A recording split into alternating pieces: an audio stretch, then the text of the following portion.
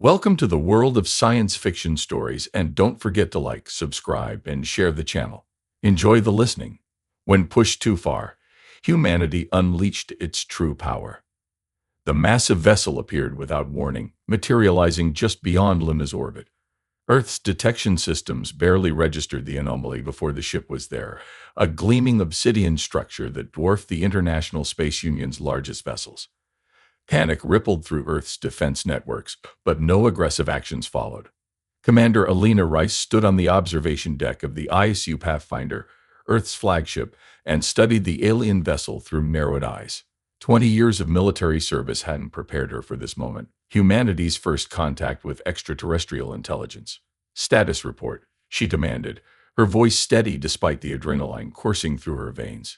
Lieutenant Commander Jackson pulled his gaze from the view screen.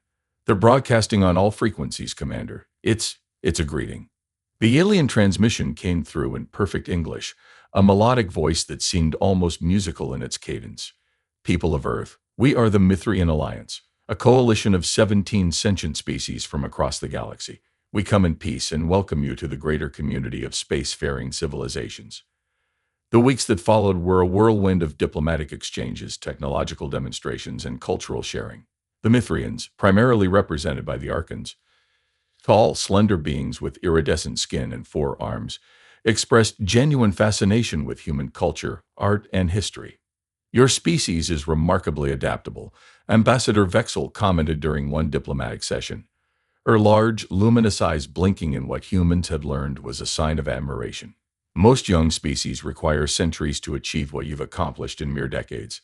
Earth's nations, for once united in purpose, embraced the opportunity." The United Earth Council was hastily formed, with Commander Rice appointed as Earth's security advisor. Something about the Mithrians' easy acceptance bothered her, but she kept her concerns private. "They're offering us everything we've dreamed of," Council President Okafor said during a closed session. "Faster than light travel, clean energy, medical advancements beyond our wildest imagination." "Precisely," Rice countered. "What do they want in return?" "Nothing comes without a price." The answer came 3 months after first contact. Ambassador Vexel requested a private audience with the Council, where she revealed the Mithrians' true interest.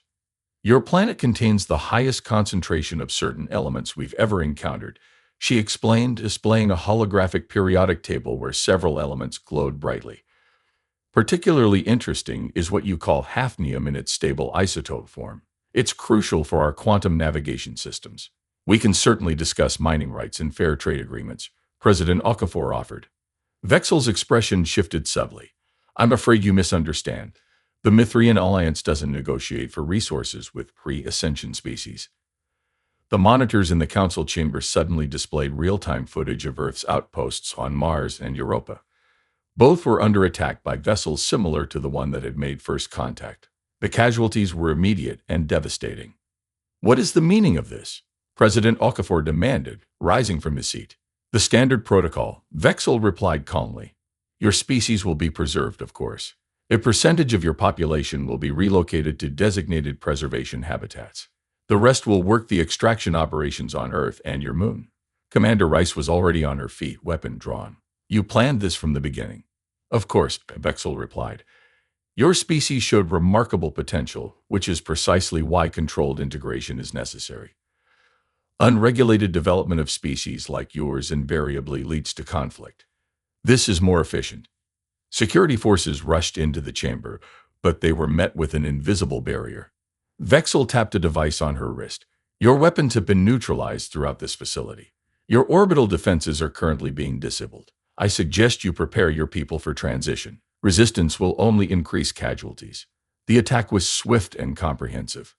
Earth's meager space defenses were overwhelmed within hours. The Mithrian vessels established orbit over major cities, their presence a looming threat that required no explanation. In the chaos of the initial attack, Commander Rice managed to escape the council chambers with a small group of military and scientific advisors. They retreated to a hardened facility deep beneath the Rocky Mountains, an old Cold War relic that had been maintained out of historical interest rather than strategic necessity. "They've crippled our communication networks," Dr. Sophia Chen reported, her fingers flying across multiple keyboards. "But they've missed some of our older systems. Apparently, our obsolete technology wasn't worth their attention." What about our assets in space? Rice asked. The Pathfinder managed to evade the initial assault, Commander, White reported. Captain Okono took her out to the asteroid belt. 4 other vessels made it out with her. Not much of a resistance force, General Santos muttered. It's what we have, Rice replied firmly. And it's more than they expect. Vexel was confident we'd surrender immediately. Dr. Chen looked up from her screens. We intercepted a transmission from their command vessel. They're giving us 48 hours to officially surrender before they begin population management procedures. A heavy silence fell over the room. So we have 48 hours, Rice finally said, straightening her shoulders. I want everything we've learned about their technology analyzed, every scrap of data, every demonstration they've given us. They've spent 3 months showing off their advanced technology. I want to know if they accidentally showed us anything we can use against them. Dr. Chen frowned.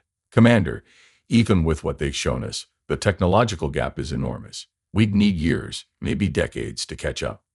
We don't need to catch up, Rice replied. We just need to surprise them. Humanity's great strength has never been our technology. It's our adaptability, our creativity when our backs are against the wall. Her gaze swept the room, taking in the grim faces of Earth's remaining leadership. And right now, our backs are very firmly against the wall.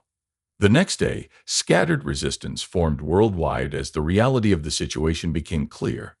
Military forces launched desperate attacks against Mithrian positions, while civilian hackers attempted to breach alien systems. All were swiftly and efficiently neutralized. In a public broadcast, Vexel addressed Earth's population with the same serene confidence she'd shown in the council chamber. Your species' response is not unexpected, she said, but understand that the Mithrian Alliance has integrated 43 species over the past millennium. This process is refined and inevitable. Your continued resistance will only result in increased suffering. In the underground facility, Commander Rice watched the broadcast with narrowed eyes. 43 species, she murmured. And they'd all just gave up. Dr. Chen looked up from the alien data she was analyzing. Maybe they didn't have a choice. There's always a choice, Rice replied. And they've made a critical error in their assessment of humanity. What's that? General Santos asked. A cold smile formed on Rice's lips. They think we're going to play by their rules. As the 48-hour deadline approached, Earth's formal response was transmitted to the Mithrian command vessel. It was brief and not what Vexel expected. The people of Earth respectfully decline your terms. We propose an alternative. Leave our solar system immediately, or we will be forced to demonstrate why that would be in your best interest. In the Mithrian command vessel, Vexel showed the message to Fleet Commander Zorak, who responded with the equivalent of laughter. Remarkable, he said.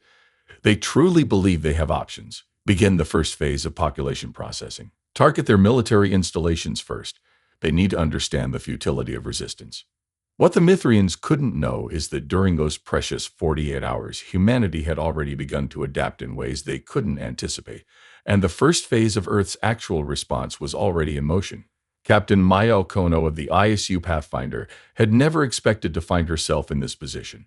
Her vessel, designed primarily for exploration and scientific research, now represented one of humanity's few remaining military assets in space. Hiding in the shadow of a large asteroid, she watched her tactical display with growing tension as Mithrian scout vessels swept the belt. They're being thorough. Lieutenant Rodriguez observed from the weapons station. Standard search pattern, but they're adapting to the asteroid field's unique characteristics. Maya nodded. They're efficient, I'll give them that. The Pathfinder wasn't alone. 4 other Earth vessels had escaped the initial assault, along with 3 space mining platforms that had been operating in the belt when the attack began. Together, they formed a meager flotilla, humanity's impromptu resistance. Commander Rice is counting on us. Maya reminded her crew. We need to make this work. Their plan was audacious to the point of insanity. During the 3 months of cultural exchange, the Mithrians had allowed humans to observe their vessels, even providing tours of non-essential systems. What they hadn't realized was how quickly human engineers and scientists could reverse engineer concepts from mere observation. Dr. Emily Sato, the Pathfinder's chief science officer, had been particularly observant during her tour of a Mithrian auxiliary vessel. Their shield harmonics operate on predictable frequencies, she explained to the assembled captains via secure link. They cycle through a pattern. It's efficient and powerful, but it follows rules. Rules can be exploited, Captain Kowalski of the mining platform Olympus added. And we have something they don't expect us to use. The mining platforms have been equipped with extremely powerful cutting lasers designed to slice through asteroids.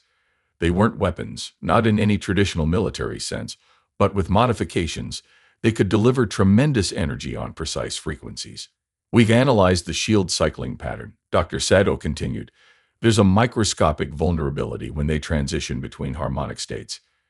If we time our energy delivery precisely at that moment, we can punch through their shields, Maya finished. But we'll only get one chance before they adapt. Their opportunity came sooner than expected. The Mithrian patrol vessel veered closer to their hiding position, its sensors sweeping the area with methodical precision. They've detected something, Rodriguez warned. They're changing course to investigate. Maya made a split-second decision. Signal the Olympus. We're implementing Phase 1 now. What followed was a precisely choreographed sequence that had been rehearsed dozens of times over the past 36 hours. The Pathfinder emerged from hiding, apparently attempting to escape. The Mithrian vessel immediately gave chase, exactly as predicted. They're taking the bait, Maya said, watching the tactical display. Executing evasive pattern delta. The Pathfinder weaved through the asteroid field, seemingly desperate and disorganized. The Mithrian vessel followed, confident in its superior technology and firepower. They're charging weapons, Rodriguez reported. Shield impact in 5 seconds. Maya's hand tightened on the arm of her command chair. Hold course. The Mithrian vessel fired, a pulse of energy streaking toward the Pathfinder. At the last possible moment, the Earth ship executed a maneuver that would have been considered reckless under any other circumstances, diving behind a small asteroid. The Mithrian energy weapon struck the asteroid, shattering it and revealing the mining platform Olympus on the other side, its massive cutting laser already aligned with the Mithrian vessel. Now, Maya ordered. The Olympus fired its beam, precisely timed to hit the Mithrian shield during a microscopic transition between harmonic states. The shield flickered but held, mostly. A fraction of the energy penetrated, striking the vessel's propulsion system. The Mithrian ship lurched, its graceful movements suddenly erratic. Direct hit on their propulsion, Rodriguez confirmed, unable to keep the surprise from his voice. They're disabled. Before they can signal for help, Maya ordered, boarding teams move. This was the truly audacious part of the plan. While the Mithrians had shown humans their ships, they had never revealed the specifics of their computer systems or control interfaces. The boarding teams would be flying blind, attempting to capture a vessel with technology they barely understood. What the Mithrians hadn't accounted for was humanity's unique advantages. Throughout human history, soldiers had been required to operate captured enemy equipment with minimal training. Hackers had been breaching complex systems for centuries. Human adaptability, evolved over thousands of years of rapidly changing environments and technologies, was about to be demonstrated on a galactic scale. The boarding teams, led by Commander Das, breached the Mithrian vessel's hull at predetermined points. They encountered immediate resistance from the ship's crew, but the element of surprise gave them a critical advantage. We've secured the engine room, Das reported after 20 tense minutes, moving toward what we think is the bridge. Meanwhile, on Earth, similar adaptations were occurring at breathtaking speed. When the Mithrians began their promised strikes against military installations, they encountered unexpected resistance. Human forces had evacuated most facilities, leaving behind automated systems and traps specifically designed to gather data on Mithrian weapons. In the underground Rocky Mountain facility, Dr. Chen analyzed the incoming data streams with increasing excitement. Their energy weapons operate on principles similar to what they showed us, she told Commander Rice. They're more advanced, certainly, but they follow the same basic physics. Can we counter them? Rice asked. Not directly, not yet, Chen admitted. But we've identified a pattern in their targeting systems. They rely heavily on thermal signatures and electromagnetic emissions. General Santos caught on immediately.